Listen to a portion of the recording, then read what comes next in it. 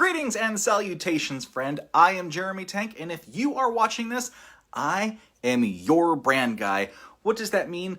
Well, that means you've got somebody in your corner, on your side, and willing to talk with you about your brand, the thing you're building, generally called a business, and how to influence the world around you to really resonate with you through communication, through visuals, through words and pictures that symbolize what you're thinking and what they need to hear. That's a pretty complicated way to describe branding, right? Most people think branding goes right into marketing, and I'm one of these guys that takes a different route. And part of the reason I'm starting that, and I'm starting like this, honestly, is because my history is in design, in advertising design, in marketing design, in the corporate world, in, freelance, freelance design. I've got a master's degree in design, and all of that, 20 plus years of that stuff, is very regimented. When people are taught design in school, this is a process wherein you have to accomplish something, you have to create something, and it can't just be art. I love art. I grew up in art high schools. I graduated valedictorian from an art high school, okay? I get art. Art is really an expression of what you want to happen and something you want to show off. That could be dance, it could be singing, it could be drama, it could be something visual, sculpture. But in design school, they teach you that you have to use your genius, your ability, your talent, all of that to create something for somebody else that somebody else judges as appropriate for their needs. And the problem with that, and the reason, backtrack. The problem with that is that it's very, very difficult for most new designers and several, frankly, aged, accomplished, well-respected designers to see through the eyes of their client, to see what their client needs to accomplish, to see what their client needs to share, needs to do. And it's taken me years to develop a process of really getting into sync with my clients and finding out what they need and what the direction that they want to go with their brand and their designs, their artwork, their websites, and a lot of that. Let's be honest, a lot of this based around what is everybody else doing. It's very important that you understand what everybody else is doing and whatever you are doing. This is research, and it's hard sometimes. But see, by knowing what other people are doing, you can choose to do the things that are very much more aligned with who you are, which makes them easier for you. It makes it easier to embrace and hold in your life. But it also allows you to challenge convention. And that's the artistic side, right? They always say that artists are breaking new ground, are doing bold and innovative things. And part of the reason is they look at what else is out there and they choose to make decisions that counter that in some way. And in design, it's very difficult. In advertising, it was very fun because in advertising, they want you to break the rules. They want to stand out. They want to do things that are exciting and have never been seen before or personable. It's a very different environment. And in corporate marketing, over a dozen years in corporate marketing is like, okay, I want you to be really creative and really like shoot for the sky. And then we're going to bring it right back down to here because, generally people in pharma, in software, in that kind of thing, they don't want to shoot for the sky unless you're making video games or doing something like, I worked in Restylane, and Restylane is a product for nasolabial folds, so they don't seem quite as dark as mine look right now. And you can't go too far into that realm because you can't go too wild in that realm because honestly the FDA comes down on you. There are regulations. But in a lot of industries, you don't have that kind of regulation. So you want to be a little bit more creative because people recognize creativity. People recognize when ideas are unique and fun and punchy, and you want to embrace that in your business because that becomes your brand. That becomes part of your brand. It becomes the showcase of who you are and what you are bringing into the world. So it's really important. Now, I tell you all of this because as a brand guy, as a longtime designer of websites, videos, campaigns, ads, interactive presentations, short videos, long videos, audio, just audio tracks, audio commercials, audio information. My goal, regardless of the medium, is to help people convey a message. And that gets right back to my training in school. It's this process that we go through to reach the point that our end result is effective for somebody else.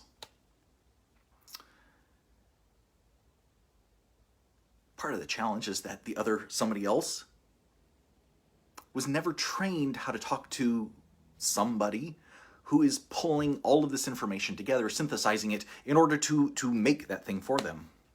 And that's okay. It's more, little bit more training, a little bit more evolution, growth, maturity on a art director, on a creative director's part to come in and say, okay, I kind of see what you're going for. I see who you're trying to reach, and I'm going to create this bridge between all of that. I talk about bridges a lot because communication is a bridge between all of us, and without good communication, we tend to flounder in our own heads.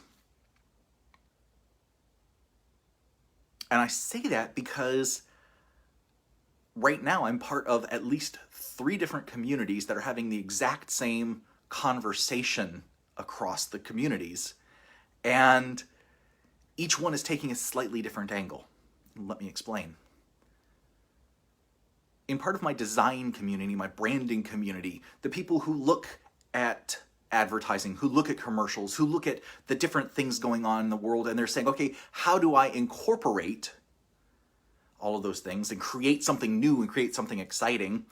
These are people who look at all of the media across the world and say, okay, how do I synthesize all of that to something new and exciting for my next client? And they're always looking at the next client and thinking, okay, what can I give them? What can I do with them that will wow the world? And so they're exceptionally choosy in who they work with.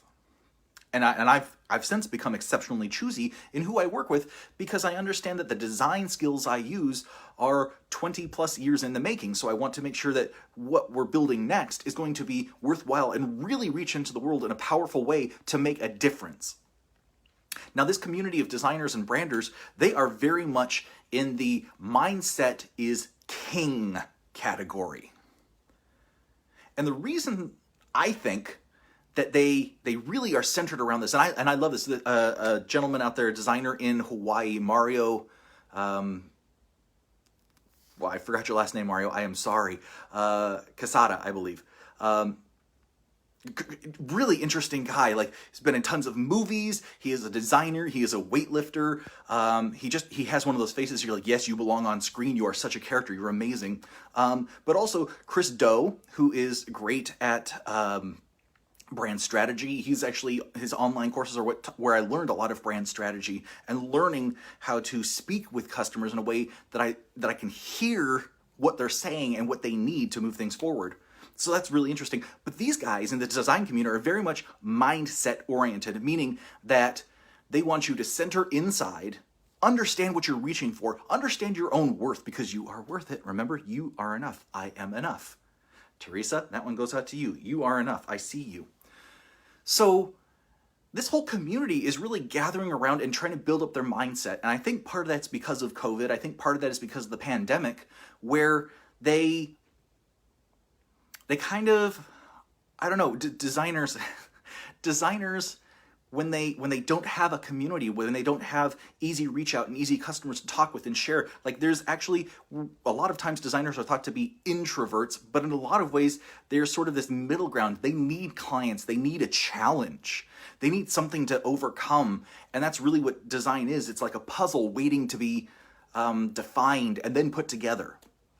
But designers, without this puzzle, without this other side of it, without the relationship of trying to solve something for somebody, there you go, I am enough, I love seeing that, good job. Without this challenge of trying to find an answer for somebody and working through it, that's what we're trained in school, through through agencies, through freelance, through all of the experience. Like every designer I know goes through this, that you have to learn this process, you have to learn how to Stop thinking through your own eyes, looking for solutions that are just for you, something you like, because that makes it art. And designers are, eventually come around to, okay, I'm working on something for somebody else. But when that somebody else doesn't arrive, those little voices start to tick in, right? We know about those voices. We know that those are not good for you. We know that those poison the reticular activating system. We know that we tend to spiral downwards when we actually give too much attention to those voices. So this community, I understand their client base has been separate from them, has been difficult to reach. And so they are actually rallying right now around mindset. You are worthwhile. You are amazing. You have a brilliant mind. You have amazing talent, and you are doing great stuff. Keep going. And I love that.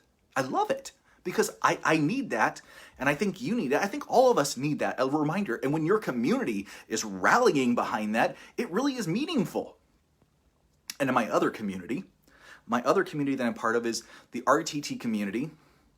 And they are very much, well, let me come back to the RTT community, because the other community, the third community that's actually in this same topic, talking about mindset, talking about it, is a guy named Scott Jensen, who is a coach for hypnotherapy, NLP, CBT. He's helping people like me, and probably you, maybe you, on his Facebook channel. He literally is just every day giving tips on how people can start their business, be more successful in their business. His program is all about getting practitioners up to like $100K a year, making sure that the programs they offer, the packages they offer are worthwhile, and that they are speaking the right words and offering the right things so that business comes in, which is great. This guy, in the communications that he has, is often saying mindset is junk. And his story is really fascinating to me, because in his story, it's all about how he learned mindset as, do the meditations daily, focus on what you want, create your visualizations, live your visualizations, own your feelings, plot your way forward, and, things will start to turn around for you. And he says, that's all bunk. It's nice, and you can do it, but it's all bunk. And the thing that counts is you going out and hitting the pavement, doing more, doing the grind. If people are posting one Facebook Live and getting clients, then you need to go out and post 2 a day, or 3 a day, or 4 a day, and constantly post new posts and post new content. And this kind of goes, if you've heard of Gary Vaynerchuk, look him up, because he has this same sort of philosophy. Whatever somebody else is doing, in order to rise above that, through the noise, through the chaos of the internet, Gary V says that you basically have to post 100 pieces of content per day. And even then, you're not guaranteed to break through anything. All that's doing is flooding the network with more content that gets shuffled out. But to Scott here, Scott's like, look, you need to hustle more, you need to make more calls, you need to do the things in the physical world that actually turn things over and create a system around this and do this. And you hear me talk about it all the time. There's the wave and the particle. And this is what these two different communities are literally saying is, look, the wave is really important. And here's Scott saying, okay, the particle is really important. Do the work, be physical, do the things that get you seen. So the RTT community, they're pro mindset generally.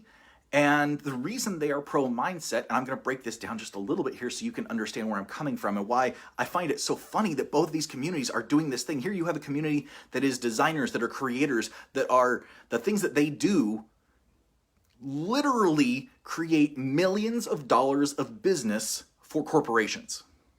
I mean, and I say millions, and it's probably on the small side. The things that they do, the art that they do, the craft that they put into things, are core to the economy. Without designers, without people designing things. Okay, let me step back for just a minute, because here's the thing. Everything around you has been designed by somebody. Your pen that's in your right hand was designed by somebody, or a group of somebody's. The software you're in front of, has been designed by probably teams of somebodies. The internet is around because of engineers who are designers in code trying to bring the ideas from their head to a computer. Everything has been designed, and everything continues to be designed. I mean, that we keep moving forward, right? In a sense, you could say that music is designed when it's created, composed with an intent. That's how a lot of movies do it these days. They have a temporary soundtrack that they go in, and then they go to the composer and they say, I want you to do something like what I've got in there now. And that actually kind of leads to less creative soundtracks on movies, less creative soundtracks on television.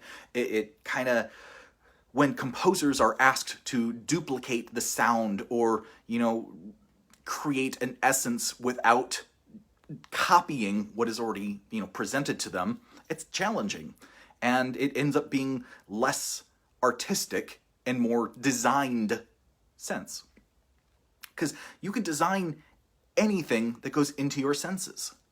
And I love experience design. Imagine designing, the wedding planners design the wedding with the couple, right? What they need. But it's not the wedding planner's exact idea. It is for the couple. And a lot of times for the bride. Unless you're me, in which case you are designing for me. Because I'm the one that designed most of my wedding. Because that's the guy I am. But when people don't have somebody to design for, it's an emotional trauma in a lot of ways to them, because they don't have the other side. They don't have the yang to their yin, right? Chinese medicine again. Things go like this. They don't have one half of what they're trying to work for. So they need that inner work. And then Scott Jensen, who's like all about working with people who are absolutely about mindset, or absolutely about getting things right up here and in here to make sure that they can move forward. They feel confident, they feel strong, they feel capable of taking these next steps forward. Very different communities. And it's very interesting because the self-help community, the NLP community, the coaching community, the consulting community, complementary medicine, you guys, you help other people.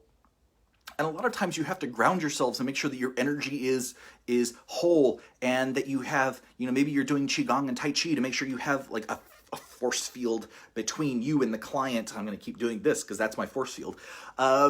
You have this force field there to make sure you don't take on their trauma, you don't take on their energy, you help them move past their own things. So you have this really strong grounding in mindset, and here's this guy talking to you guys, helping you really with your business, saying mindset is bunk, that if you rely strictly on that, you're not going to get anywhere. And he's helping people to, he's got his system. Everybody has a system, right? That's what it is. Everybody has a system of some kind, so that your communication, your marketing becomes easier, faster, and the people coming into you become a little bit more automatic. And that's great. My side of things is not the marketing, it's the branding. It's coming up with words and then working with marketers so that those words become implemented and reaching out. I love that stuff. So then there's the RTT community, and the RTT community seems to go kind of both ways sometimes. And it's very much, when I dig into the concept behind, okay, what is mindset? And if you've listened to me a bunch, I kind of hate that word. I don't want to use the word hate. I dislike the idea of the word mindset, because a mindset is reductionist. Mindset, that word, that concept, it doesn't exist. It's a concept to represent what you are, the choice that you are making in how you approach a situation, a thought, an idea, a thing. It's a choice that you make oftentimes unconsciously, but the more conscious you become of it, the more you grow into it. If you remember yesterday, I talked about the importance of words in your business, the importance of words in your life, the importance of words to help you move forward. That can be looked at as mindset. You can have the mindset of negativity, that everything is awful. You can have the mindset of negativity that things just are going crappy for you and that nothing ever goes right. You can have the mindset that everything goes right, or you can have the mindset that everything is a challenge for you, waiting for you to step up into your strength and overcome it. Now, those last couple, those are intentional mindsets. That's me choosing to look at life, whatever life happens, and try to find a path that allows me the strength, the clarity, the confidence to walk that path. Because here's the thing, if I look at something and everything sucks, there's nowhere for me to go with that. That really just sucks me down into a victim mentality, because if there's nothing I can do, then I'm stuck in Crapville, and that sucks. That sucks. So mindset, like if that's the mindset, really it's important in the hypnotherapy, this whole mind-body work has got me really studying mindset, and these three communities together have got me really studying mindset today and thinking about this, like, okay, well, what are my beliefs? What are the beliefs that pop up that are built into me that got me started going in a direction? And like yesterday, I know I had a little bit of an emotional welling at one point, and it's like, okay, well, there is definitely a belief in there that something there is true, and it hit me a little bit deeper. And that's when I had to actually, if you watched me, I stood right there, I breathed through it, I accepted the feeling, I acknowledged it, I gave it space, and then I just kind of released and went forward with it. And I think I even said out loud, feel it, heal it, release it. Because that's the thing, that's a mindset. That is a choice that you can make about a certain thing. And there are, how many things do we have in the world? And tens of thousands of things, thousands, millions of things in the world. And each one you have an opinion of. At some level in your body, at some level in your mind, in your body, you have an opinion of it. And depending on what that opinion looks like, that could be positive, negative. I'm sure there's lots of different directions than positive and negative, but the thing is that ultimately when I'm looking at this stuff, I'm going, okay, I think of Chinese theory again, yin and yang, right? Things tend towards somewhere on this spectrum. The mind loves to compare. And so we're looking at life, and even when most of life is going really good, we look at that small part that's not and go, oh, it's crappy. It sucks. Right? And then our focus goes there because the reticular activating system makes the brain acknowledge out of the 10,000, there's always 10,000 things in my mind. I don't know what the actual numbers are right now. I can look it up and tell you for certain, but of the thousands of things, of the thousands of inputs that you acknowledge that your brain sees and feels and moves through on any given second, it prioritizes about 40. About 40. And what that means is that your reticular activating system is your mindset. It's choosing which out of those 40 different inputs are most important. And then from there, you get an emotional welling for that input. It sucks, or it's great, or whatever it is, that emotional welling comes up.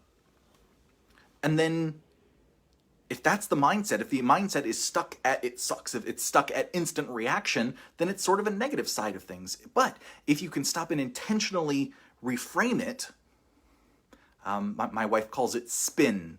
Been in advertising and marketing so long, it's spin. I spin everything because spin helps. Spin is that space between the instant acknowledgement and the brain. And the thing is that when you do this enough, when you do it enough, and RTT, they say it's about 21 days at the minimum for effect. You need to do it 21 to 30 days to lock in the neuroplastic response, the change of the neurons into a new neural network, neurogenesis, when a new network forms. An interesting thing, your brain, when it stops learning something, when it makes different decisions, when it has a different experience, it doesn't kill neurons, it doesn't what it sort of does is it pulls them apart so they move and connect in different networks. And the more that those newer networks fire, the more they're less likely to go back to their old networks. So what happens when you change, you give yourself space, you start thinking towards a more positive space that is a choice, that is a path that you can take, that is something that allows you to keep stepping forward into challenge, into your own strength, into your own ability, out of victimhood, which is that basic instinct, that basic limbic sort of process, that emotional gut reaction, the fight or flight response. Polyvagal theory says it's all this stuff going on, like right at the base of the spinal cord, right in here in your brain. That stuff is so caveman. And when you move past it, you give opportunity to yourself to step into your strength. And that can grow and stay and be solid, and actually eventually you stop thinking about the positive spin. You just automatically see that because the reticular activating system has changed your inputs. Of the thousands of things you see a second, you see the 40 good things. And that's what you deserve to see, right? You know it. You want to see life that's good. You want to appreciate life for all its goodness. You want to have a path that always carries you into the future. You want to have a path that is easy and clear, that you are confident you can walk. And if you are the victim, that doesn't happen. So that's sort of the RTT mindset around this. The more I get into it, the more I understand how the body is functioning, how the brain is functioning, how things tie together. And then I see these two, besides RTT, these two different communities with two very different viewpoints on it. And I just think, you guys, this is so, okay, quantum science. Quantum science, we're going to jump into this for the last couple of minutes here. Quantum science says you are either in the wave form or the particle form, and when you observe it, it becomes the particle form. And when it is unobserved, that the elements around you are energy, that they are in open space, and that energy is pure possibility, is pure potential, it is pure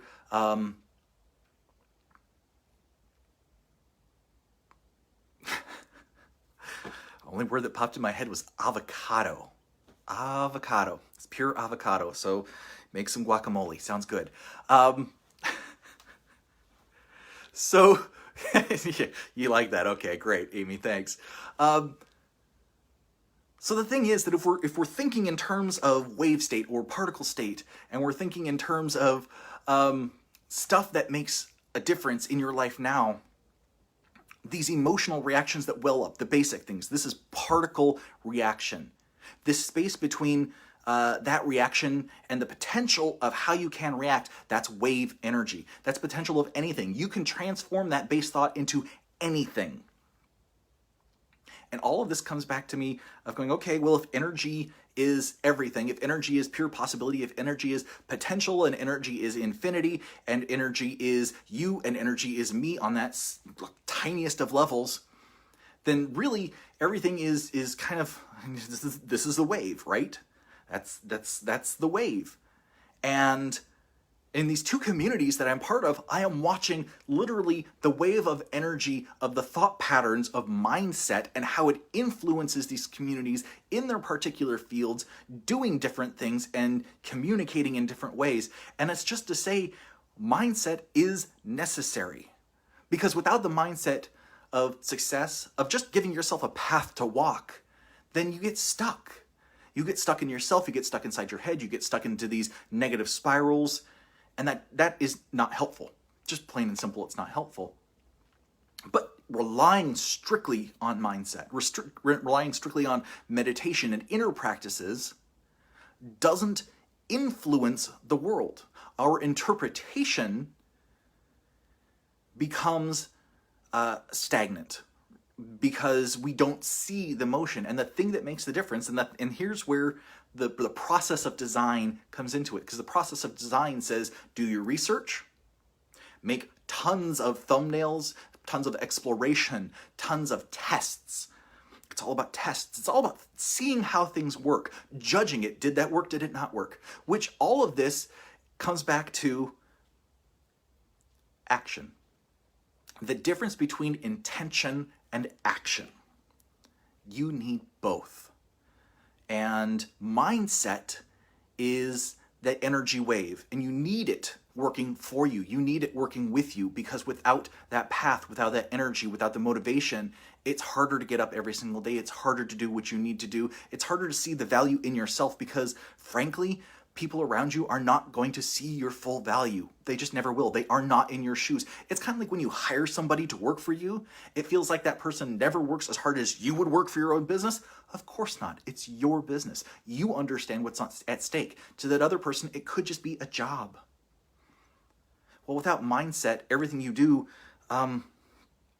is much more difficult. You need to find a path within your own head that sees the value in what you do, the difference that you are making in life. And I guarantee everything you do is making a difference for somebody.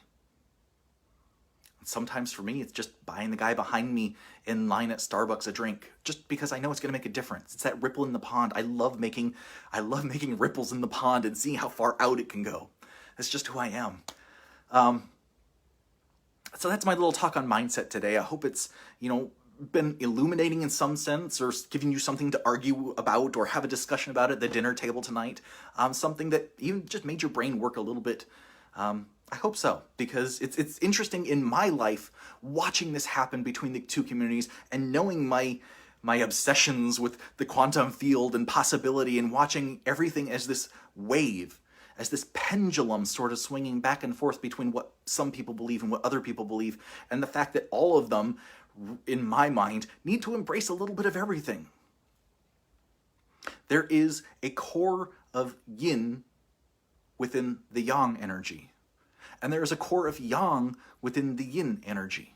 When you look at that yin-yang symbol, you see little circles of the opposite, because that's what it takes. And people have been believing that and embracing that for 5,000 years, at least 10,000 years if we go back, to certain parts of China. The balance within the opposite, the pendulum that constantly swings both ways, and the willingness to adapt and change, because that's who we are. That's life. That's what it's about. You are amazing. Thank you for listening to me today. I really appreciate it. If you're interested in my work, the stuff that I do, check out my website, www.thinktankcreative.net. I am a branding guy. I love helping people find the words and the pictures that help them describe the difference you're making in the world in the best way possible for your audience. And my program is called Manifest Design. It's an 8-session program that gets you started. Those find the words to help you talk to the world. And then after that, we can talk about logos, websites, all that kind of stuff. Just goes on and on and on. Once you get the core of who you are and what you're trying to bring, it's just a matter of how big you want to make that balloon and show it to the world, because you're in a hot air balloon. You are in